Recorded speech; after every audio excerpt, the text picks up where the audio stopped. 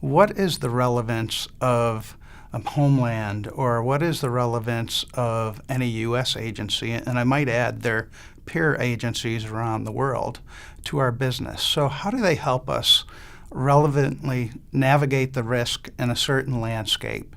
And how are they able to understand what our requirements are for our stakeholders so that there is a valuable contribution that goes straight back to the relevant community?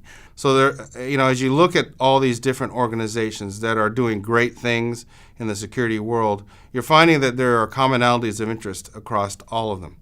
And so, what I envision is sort of a force multiplier effect, that at some point, organizations, like all these organizations, could somehow find a way to coalesce somehow on top 3 or 4 strategic issues of the day and utilize all the brain power involved in these organizations to come up with collective solutions, as opposed to siloing themselves. I think the Boeing company sees itself as needing to be a part of that critical infrastructure.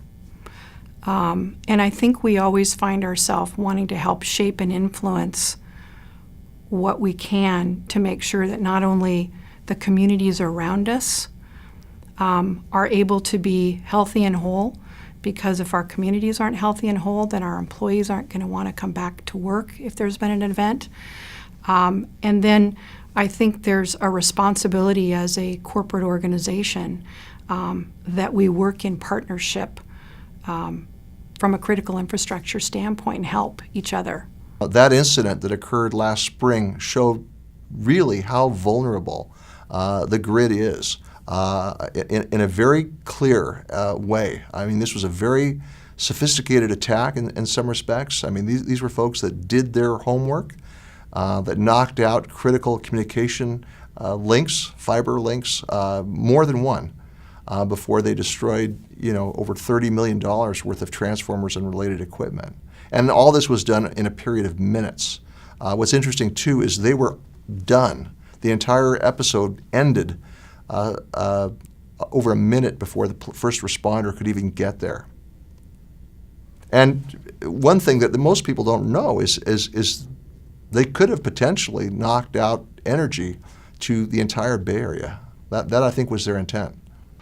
The role of DHS in our risk mitigation and planning efforts we are partners. They provide resources and expertise to us as a public agency that we're not capable of keeping on staff by ourselves, and they also bring a different perspective to the problem. But what we need is as much information as can be made available as to what the threats are, as well as to what mitigation strategies may be in place by the government.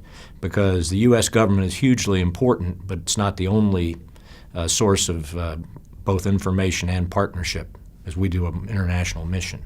What's going to happen out in the remote areas where pipelines are laid, where there is no one around? There, frankly, is no security out there.